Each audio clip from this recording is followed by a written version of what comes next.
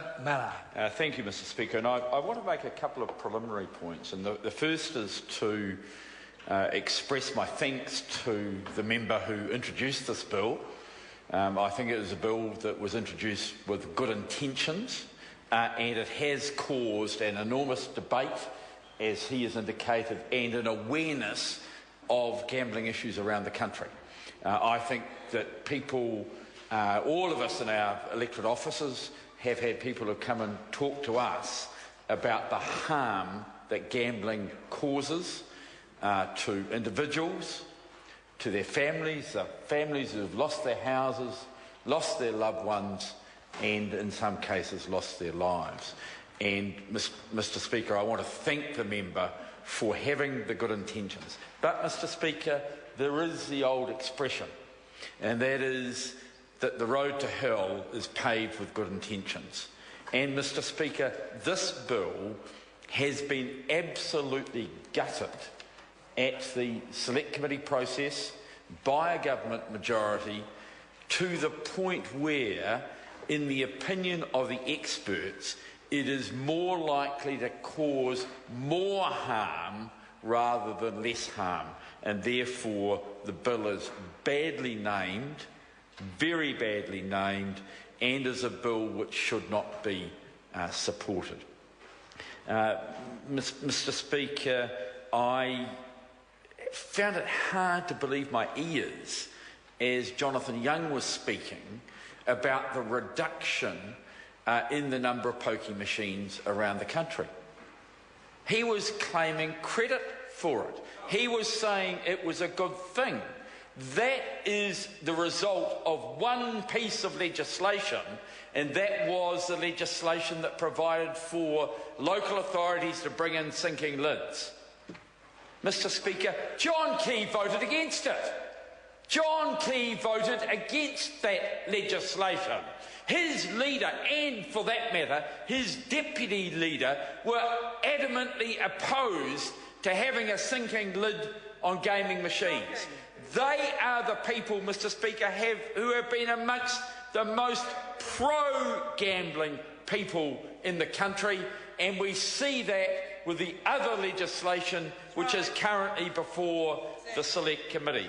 Mr. Speaker, I do want to refer, as is proper at the third reading, to the committee stages of this bill, and in particular some of the ideas that were put up and that were rejected. Mr. Speaker, the member made it clear that licences can be transferred as a result of this legislation. Now, Mr. Speaker, what he didn't say is that the only time a licence will be transferred will be when the holder of that licence thinks they can make more money by shifting it.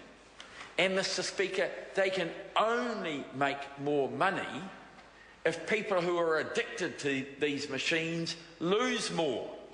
So I just do not understand why the member thinks it is a good thing to transfer machines from where a relatively small amount has been lost to where a relatively large amount will be lost. It is wrong, Mr. Speaker, and to exempt those places from this falling lid arrangement is wrong. Mr. Speaker, there were amendments moved which would subject these transfers to the sinking lid arrangement.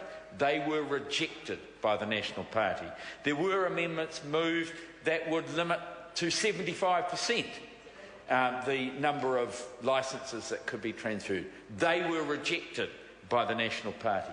There were amendments moved which said that you could only move from an area of high deprivation to an area of lower deprivation, which is what the member said that he wanted. But it was rejected by the Maori Party and by the House. Mr. Speaker, there were requirements, or there were suggestions as to having a long-term vision to drop the number of pokie machines, and that was rejected by the National Party.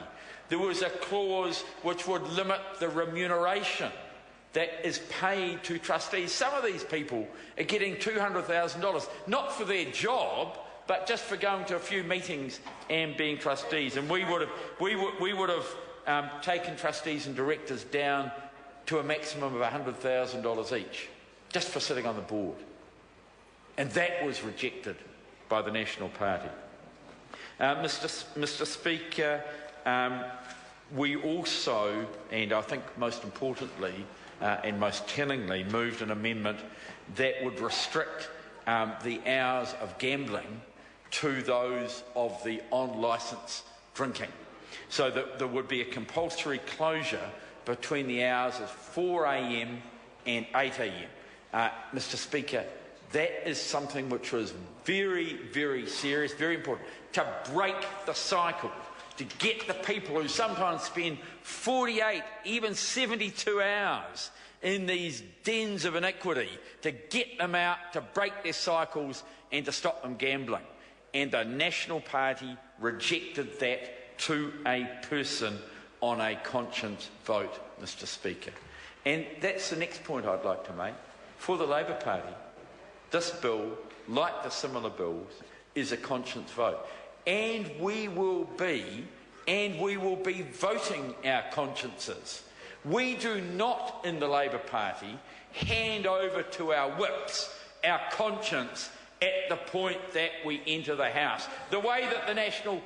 Oh, that's right, Chester Barrow says he leaves his conscience at the door when he comes into the House. He leaves his conscience at the door when he comes into the House, Mr. Speaker, and that is something which is completely wrong. Mr. Speaker, I now want to refer to the other gambling matter which is currently before the House, and to say that sometimes, as a Member of Parliament, I am ashamed. And, Mr. Speaker, Monday was one of those days when I was ashamed. I found out that the National Party, through the Ministry of Health, has stopped those people who know the most about addiction to gambling, those people who work directly with the gamblers, from appearing at the Select Committee. The National Party said that if a contract is held from the Ministry of Health to an organisation, then the employees of that organisation are forbidden from making comment on this legislation. And I just say, Mr. Speaker, when has the Parliament of New Zealand ever been in such an undemocratic phase as when the most informed are not allowed to give their views? The people who work with the problems, the people who see the people who lose a whole year's wages, the people who see the people who lose their houses, the people who see the people who lose their loved ones, lose their marriages, lose their families, and sometimes lose their lives. They are the experts, Mr. Speaker. They are the experts, and the National Party will not let them go to the Select Committee. And the other point, Mr. Speaker, we heard it in the House today, and I don't want to refer too much to my friend Chris Moller, my constituent Chris Moller, who is overall a very nice guy, but it is clear that Sky City was advised by the Minister for Economic Development not to attend the Select Committee. Mr. Speaker, the Sky City submission, frankly, is a pile of rubbish. It is a cut and paste. The types are even different within the submission. It is clearly cut and paste. They are treating, Mr. Speaker, this Parliament with contempt, and they are encouraged to do so by John Key and Stephen Joyce. Mr. Speaker, shame on them. Chair. Mr. Speaker. I call the Honourable Minister Chris Tremaine. Thank you, Mr. Speaker.